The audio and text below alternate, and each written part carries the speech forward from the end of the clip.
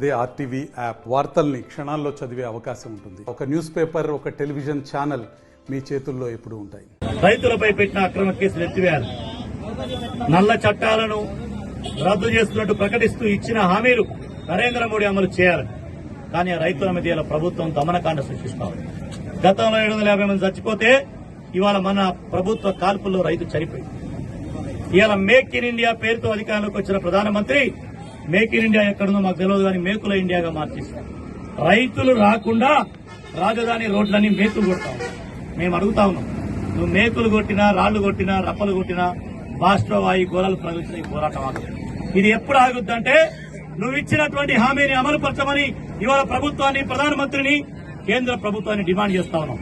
దాంతో పాటు పోరాడుతున్నటువంటి భారత రైతాంగానికి భద్రాద్రి కొత్తగూడెం ప్రజలు, భారత కమ్యూనిస్ట్ పార్టీ తరఫున మేము మీ వెనక అండగా ఉన్నామని ఇవాళ దేశవ్యాప్తంగా 500 కలెక్టరేట్ కార్యాలయం ముందు సిపిఐ జాతీయ పార్టీ ఆధ్వర్యంలో రైతులకు మద్దతుగా ఇవాళ ధర్నా చేపడతా ఉన్నాం. చివరిగా చెప్తా ఉన్నాం, ఇవాళ రైతు వ్యతిరేక విధానాలు, ప్రజా వ్యతిరేక విధానాలు, కార్మిక వ్యతిరేక విధానాలు అవలంబించి కార్మిక, రైతు, ప్రజా వ్యతిరేకిగా నరేంద్ర మోడీ ప్రభుత్వం ఇవాళ ప్రజల మధ్యలోకి వచ్చింది. ఫిబ్రవరి 16 జరిగినటువంటి సమ్మెలో 40 కోట్ల మంది పాల్గొన్నారు.